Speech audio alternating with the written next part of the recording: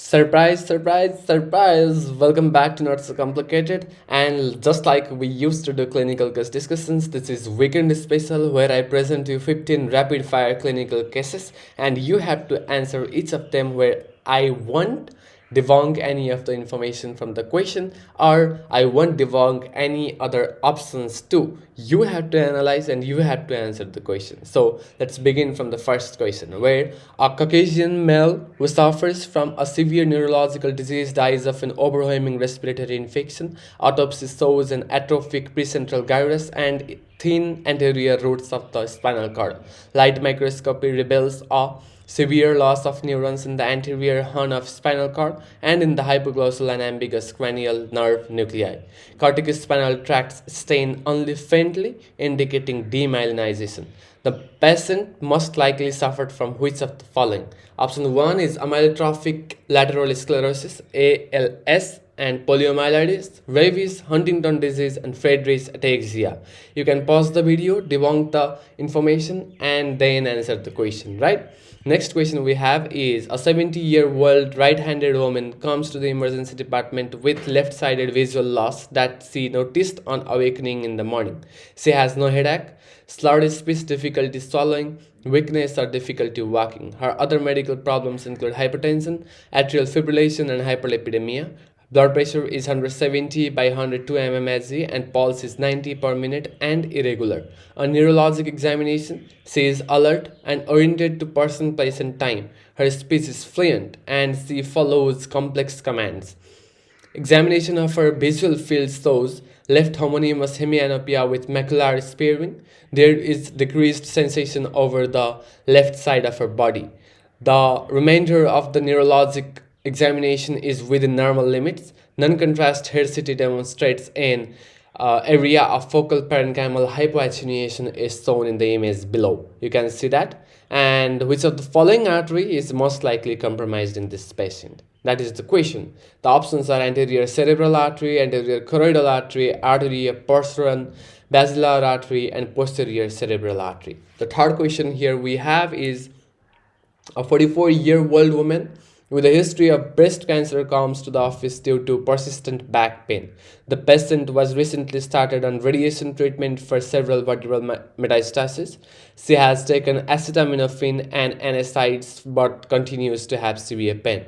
On physical examination, she has tenderness over several lumbar vertebrae and neurologic examination is unremarkable. The patient is started on oral morphine therapy. Which of the following is the most likely direct effect of this medication on the spinal cord neurons of this patient?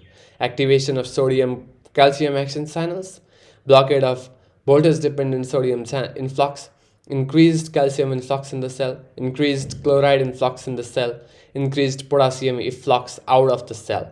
So you have to choose one of these. I am tapping into these physiological and pharmacological questions in our first 7 questions, and then the diagnosis and provisional diagnosis and differential diagnosis we will talk about in later 8 questions, right? The first question we have is a 34-year-old male presents to the emergency department with a 5-day history of fever, chills, and headache. He returned from a 2-week trip to sub-Saharan Africa 10 days ago and did not take malaria prophylaxis. He reports episodes of fever every 48 hours associated with rigors and profuse sweating. His temperature is 39.2 degrees Celsius, blood pressure is 120 by 80 mmHg, pulse is 100 per minute, and respiratory rate is 18 per minute. Physical examination shows mild splenomegaly, but no rash or lymphadenopathy. Laboratory studies show hemoglobin 11.5 gram per deciliter, platelets 90,000 per microliter, and peripheral smear shows the ring forms within erythrocytes, 2% parasitemia, and glucose 80 mg per deciliter, creatinine 1.0 mg per deciliter. Which of the following is the most appropriate treatment? Doxycycline, artemether lumefantrine, chloroquine, quinine sulfate, and primaquine. You have to answer. We will discuss this. And then fifth question we have is a 22-year-old female presents to the neurologic clinic with a 3-month history of recurrent episodes of sudden loss of awareness, lip smacking, and repetitive hand movements lasting 1 to 2 minutes. She is amnestic for these events and feels tired afterward. Her medical history is unremarkable and she takes no medication. Her temperature is 36.8 degrees Celsius. Blood pressure is 118 by 72 mmHg. Pulse is 76 per minute, and then respiratory rate is 14 per minute. Neurological examination is normal. An EEG electroencephalogram shows focal epileptiform discharges in the left temporal lobe. MRI of the brain is normal. Which of the following is the most appropriate initial treatment? Carbamazepine, valproic acid, levetiracetam, and phenytoin, and also phenobarbital. The sixth question we have is: a 27-year-old male presents to the outpatient clinic with a 2-month history of bloody diarrhea occurring 6 to 8 times daily, associated with tenesmus and lower abdominal cramping. He reports a 4 kg weight loss and intermittent low-grade fevers. He denies recent travel, antibiotic use, or family history of gastrointestinal disease. His temperature is 37.6 degrees Celsius. Blood pressure is 122 by 78 mmHg. Pulse is 90 per minute and respiratory rate is 16 per minute. Physical examination reveals mild tenderness in the left lower quadrant without rebound or guarding. Laboratory studies show hemoglobin 11.8 gram per deciliter, WBC count 12,000 per microliter, ESR 45 mm per hour, C-reactive protein 15 mg per liter, and still studies show negative for Clostridium difficile, ova, and parasites. Colonoscopy shows continuous mucosal erythema, friability, and ulcerations from rectum to sigmoid colon. So, which of the following is the most appropriate initial treatment? For assessing the initial treatment, you have to first diagnose the case, and then you can go to the treatment, right? So, option 1 is sulfasalazine, and infliximab, loperamide, metronidazole, prednisolone. Seventh question we have here is: a 31-year-old female presents to the primary care clinic with a 6-month history of excessive worry about her health, job performance, and family safety. She reports difficulty concentrating, irritability, and trouble sleeping due to racing thoughts. These symptoms occur most days and impair her work productivity. She denies suicidal ideation or substance abuse. Her medical history is unremarkable and she takes no medications. Her temperature is 36.7 degrees Celsius. Blood pressure is 124 by 76 mmHg. Pulse is 80 per minute and respiratory rate is 14 per minute. Then physical examination is normal. Laboratory studies including thyroid function tests are within normal limits. Which of the following is the most likely diagnosis? Generalized anxiety disorder, panic disorder, major depressive disorder, obsessive compulsive disorder, and social anxiety disorder. You have to diagnose this. And the 8th question we have here is: a 62-year-old male presents to the emergency department with a 2-hour history of substernal chest pain radiating to the left arm, associated with nausea and diaphoresis. He has a history of hypertension and smoking 20 pack years. His temperature is 36.8 degrees Celsius. Blood pressure is 150 by 90 mmHg, and then pulse is 88 per minute and respiratory rate is 16 per minute. Physical examination reveals no murmurs or jugular venous distension. An electrocardiogram shows ST elevation, ST segment elevation in leads 2, 3, and AVF. Laboratory studies show troponin 1 2.5 nanogram per ml. Normal limit is less than 0.04, and then creatinine kinase B, MB, 15 nanogram per milliliter, and normal range of that is less than 5. Which of the following is the most likely diagnosis? You must diagnose this. This is a very basic question, and the options are unstable angina, acute myocardial infarction, pericarditis, aortic dissection, and then pulmonary embolism. The 9th question we have here is: a 45-year-old female presents to the emergency department with a 3-day history of progressive dyspnea, dry cough, and fever. She reports a recent 10-hour flight from Southeast Asia and a history of rheumatoid arthritis treated with methotrexate and adalimumab. Her temperature is 38.5 degrees Celsius. Blood pressure is 110 by 70 mmHg, pulse is 120 per minute, respiratory rate is 28 per minute, and oxygen saturation is 88% on room air. Physical examination reveals cyanosis, jugular venous distension, and bilateral crackles at lung bases. Laboratory studies show WBC count 14,000 per microliter, which is 80% of them are neutrophils, and hemoglobin 12.5 gram per deciliter. Platelets 180,000 per microliter. D-dimer is 1200 nanogram per milliliter, normal less than 500. Arterial blood gas, pH 7.48, PaCO2, CO2, partial pressure of carbon dioxide 30 mmHg, partial pressure of oxygen 60 mmHg. CT pulmonary angiogram shows filling defects in bilateral lower lobe pulmonary arteries, also showing ground glass opacities, and rheumatoid factor is positive, anti-CCP is also positive.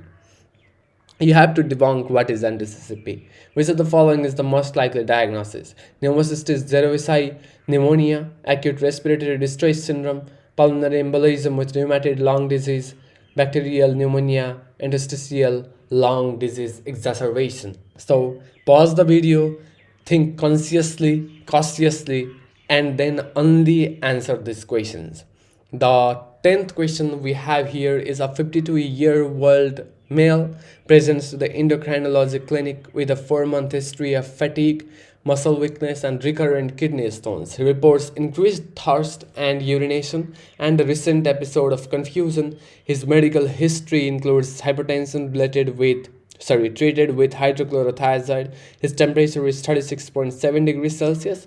Blood pressure is 145 by 90 mmHg. Pulse is 82 per minute, and respiratory rate is 16 per minute. Physical examination reveals no neck masses or organomegaly. Laboratory studies show serum calcium 11.8 mg per deciliter, normal 8.5 to 10.5, and serum phosphate 2.0 mg per deciliter, normal 2.5 to 4.5. Serum creatinine 1.4 mg per deciliter, normal 0.7 to 1.2, and intact PTS 85 picogram per milliliter, normal 15 to 65. 25 hydroxy vitamin D is 30 nanogram per milliliter, normal is 20 to 50. Urinary calcium is 300 mg per 24 hour, normal is 100 to 250. Neck ultrasound shows 1.5 centimeter left parathyroid nodule. So, which of the following is the most likely diagnosis? Primary hyperparathyroidism, secondary hyperparathyroidism, tertiary hyperparathyroidism, familial hypocalciuric hypercalcemia, and then parathyroid carcinoma. So you have to do this. And the next question we have is a 60-year-old female presents to the hematology clinic with a 6-week history of fatigue, bone pain in her lower back, and recurrent urinary tract infections. She reports unintentional weight loss of 3 kg and night sweats. Her medical history includes type 2 diabetes mellitus managed with metformin. Her temperature is 37.2 degrees Celsius. Blood pressure is 130 by 80 mmHg. Pulse is 90 per minute, and respiratory rate is 16 per minute. Physical examination reveals pallor and tenderness over the lumbar spine. Laboratory studies show hemoglobin 9.0 gram per deciliter. White blood cell count 5,000 per microliter. Platelets 150,000 per microliter. Serum creatinine are 2.1 mg per deciliter. Normal is 0.6 to 1.1. Total protein 9.5 gram per deciliter. Normal is 6 to 8. Albumin 3.2 gram per deciliter. Serum calcium 11.2 mg per deciliter. And serum protein electrophoresis shows M spike in gamma region. Urine protein electrophoresis shows Benz-Jones proteins. Skeletal survey, multiple lytic lesions in spine and ribs. Here are a lot of informations in this question. You should go to the diagnosis even without looking to the options in this question. And which of the following is the most likely diagnosis? Monoclonal gammopathy of undetermined significance, multiple myeloma, Waldenstrom macroglobulinemia, and chronic lymphocytic leukemia, and the last one is amyloidosis. The next question we have is a 35-year-old male presents to the orthopedic clinic with a 3-month history of progressive low back pain and stiffness. worse in the morning, and improving with activity. He reports difficulty bending forward and occasional pain in his hips and shoulders. He denies trauma, fever, and or weight loss. His medical history includes uveitis treated with topical steroids 2 years ago. His temperature is 36.9 degrees Celsius. Blood pressure is 128 by 76 mmHg. Pulse is 80 per minute, and respiratory rate is 14 per minute. Physical examination reveals reduced lumbar spine flexion, sober test 2 cm, and then tenderness over the sacroiliac joints and limited chest expansion 3 cm. Laboratory studies show erythrocyte sedimentation rate 55 mm per hour, C-reactive protein 25 mg per liter, HLA-B27 positive, rheumatoid factor negative, anticyclic citrullinated peptide is negative, and X-ray of pelvis shows bilateral sacroiliitis with subchondral sclerosis. Which of the following is the most likely diagnosis? Rheumatoid arthritis, osteoarthritis, ankylosing spondylitis, psoriatic arthritis, and reactive arthritis. This case is one of the most emerging cases in the adult population. So that is my hint to you. Also, the another question we have is a 28-year-old female presents at the emergency department with a 2-day history of progressive weakness in her lower extremities and numbness up to her thighs. She reported a recent upper respiratory infections 3 weeks ago. Her medical history is unremarkable and she takes no medications. Her temperature is 37.0 degrees Celsius. Blood pressure is 130 by 80 mmHg, pulse is 92 per minute, and respiratory rate is 18 per minute. Neurological examination reveals bilateral lower extremity weakness, 3 by 5 strength, absent deep tendon reflexes in the knees and ankles, and decreased sensation to pin prick below the T10 level. Cerebrospinal fluid analysis shows white blood cell count 10 per microliter, 90% is lymphocytes, and then protein 80 mg per deciliter, glucose 60 mg per deciliter, and gram stain negative. MRI of spine looks normal. Which of the following is the most likely diagnosis? Multiple sclerosis, Guillain-Barré syndrome, transverse myelitis, spinal cord compression, and amyotrophic lateral sclerosis.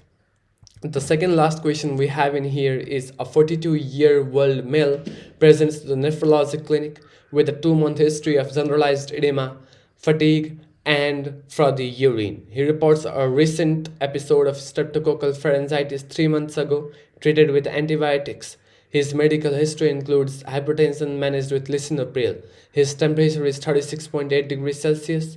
Blood pressure is 160 by 95 mmHg. Pulse is 84 per minute. And respiratory rate is 16 per minute. Physical examination reveals periorbital edema, ascites, and 3+ spreading edema in the lower extremities. Laboratory studies show serum creatinine 1.5 mg per deciliter, normal 0.7 to 1.2, serum albumin 2.5 gram per deciliter, total cholesterol 320 mg per deciliter, urinalysis 4+ proteinuria, no hematuria, no casts. 24-hour urine protein shows 4.5 gram per day. Anti-streptolizin O titer is normal. C3 is 100 mg per deciliter. Renal biopsy shows food process effacement on electron microscopy, and there are no immune deposits. So which of the following is the most likely diagnosis? Post-streptococcal glomerulonephritis, minimal sense disease, membranous nephropathy, focal segmental glomerulosclerosis, and IgA nephropathy.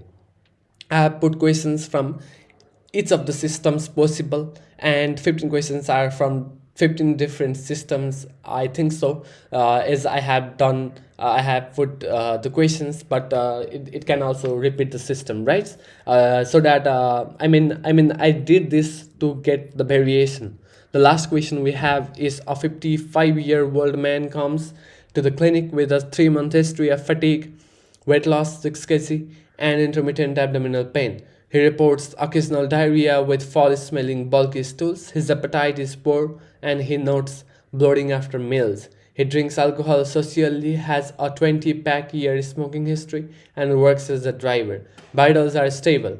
On examination shows mild epigastric tenderness, no hepatosplenomegaly, mild pallor, and lab results shows hemoglobin 10.5 gram per deciliter, MCV 92 femtoliter.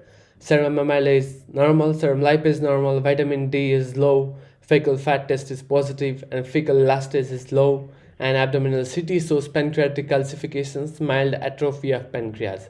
Which of the following is the most likely diagnosis?